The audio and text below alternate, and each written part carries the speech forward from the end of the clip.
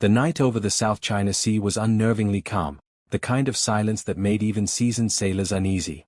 Aboard the USS Hamilton, an Arleigh Burke-class destroyer, every radar screen hummed quietly under dim red lighting. The ship cut through the black waters like a silent guardian, its mission clear: conduct a freedom of navigation patrol near disputed waters. But deep down, everyone on board felt something was off, like they were being watched.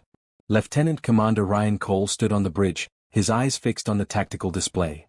37 years old, calm under pressure, Cole had a reputation for being precise, logical, and unshaken. But tonight, even he sensed an invisible tension creeping in. "Sir, we're entering the designated zone," reported Ensign Alvarez, hands steady on the console. Cole nodded. "Maintain course. Eyes sharp, no assumptions."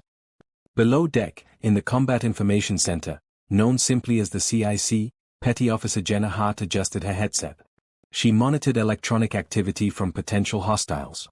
For the past few minutes, faint spikes had been dancing on her screen, like whispers of something lurking in the shadows.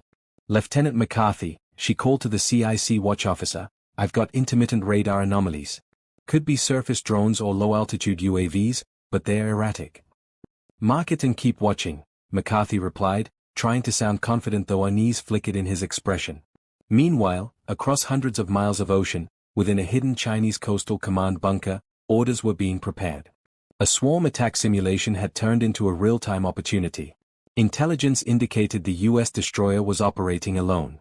For Beijing's high command, it was a strategic moment, to send a message without crossing the line into full-scale war, unless the Americans pushed back too hard. Back on the Hamilton, Cole walked to the bridge window, scanning the horizon. The sea looked empty, but the silence felt staged, almost theatrical. Then, Hart's voice cut sharply through the radio: "Bridge, CIC, multiple fast approach signatures emerging from low range. They're small, too many to be coincidental." Cole's heart rate didn't spike, but his instincts sharpened instantly. "Sound general quarters," he ordered. Alarms blared. The calm night shattered. Somewhere out there, something had just made the first move. Red lights flashed across the corridors as sailors rushed to their stations. The once quiet decks of the USS Hamilton now roared with urgent voices and the heavy thud of boots. Radar operators called out bearing numbers, weapons teams armed defensive systems, and the ship's powerful Aegis radar swept the sky like a searching eye. "Contacts confirmed, multiple inbound, sea skimming, possible anti-ship missiles," shouted Ensign Alvarez. "Estimated range, 40 nautical miles and closing fast." "Missiles?" Cole repeated, leaning over the radar screen. "How many?" Alvarez swallowed. "Counting at least 20, no, make that 31. Cole's jaw tightened. "This isn't a test. It's a swarm." From the Combat Information Center, Hart's voice crackled through the intercom. "Sir, Chinese network traffic just spiked across the entire frequency band. They're coordinating a multi-vector assault." Cole turned to his weapons officer. "Get the Standard missiles hot. We're not waiting for impact. Initiate defensive grid." "Aye, sir." SM-6 loaded and tracking. Outside, the night erupted in motion. The Hamilton's vertical launch cells opened like steel flowers, firing streaks of light into the sky. The missiles arced upward before diving toward invisible targets. Moments later, the distant horizon flickered, explosions blooming faintly against the darkness. "Interception successful, 5 confirmed hits," Hart reported. "But we've still got 25 incoming." Cole gritted his teeth. "Deploy the close-in systems. Keep firing." The ship's phalanx guns roared to life, spinning up with their signature mechanical whine.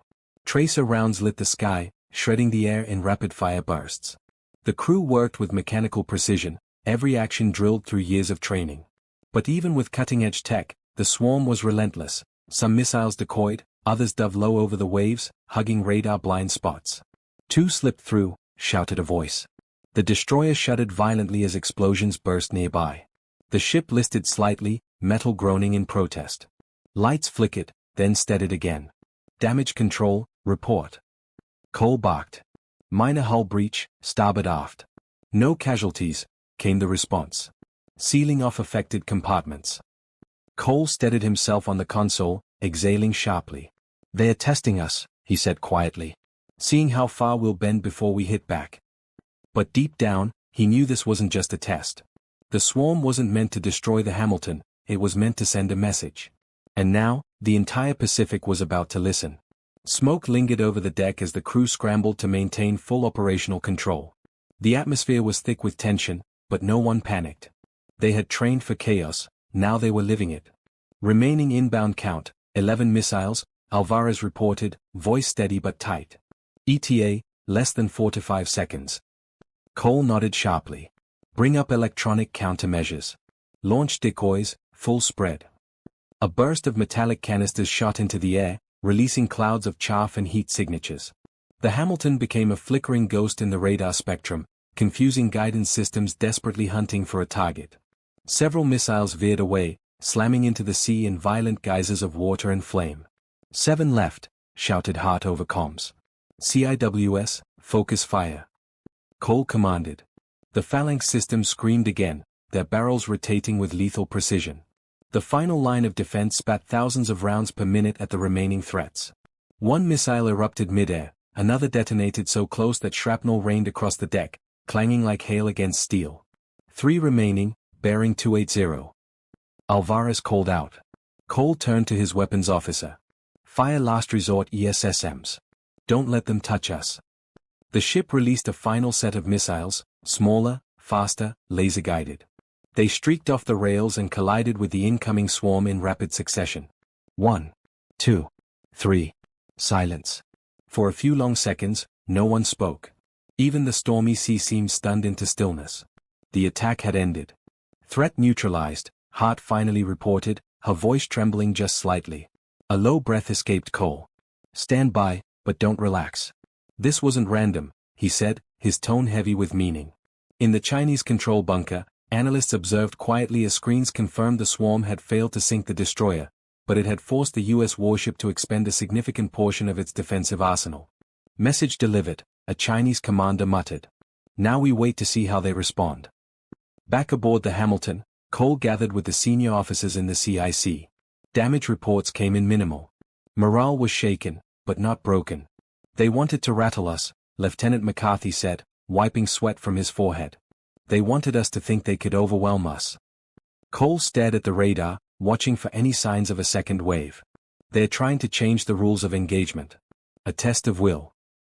And what's our next move? McCarthy asked. Cole didn't answer right away. His eyes narrowed, calculating. We send a warning shot, not at them, but to the world. We show we're still standing. But war games like this had a dangerous habit of becoming something much worse. And somewhere out there, something told Cole, the night wasn't finished yet. The ocean air felt heavier now, thick with residue from the battle and the weight of what it meant.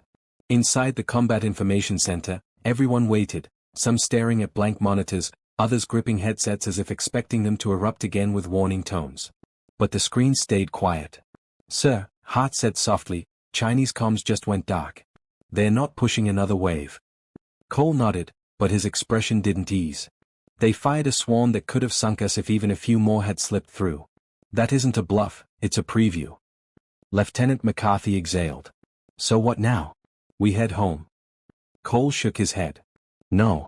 If we just turn tail, that becomes the headline, U.S. destroyer survives ambush and retreats. That's the story they want. He stepped over to the communication station.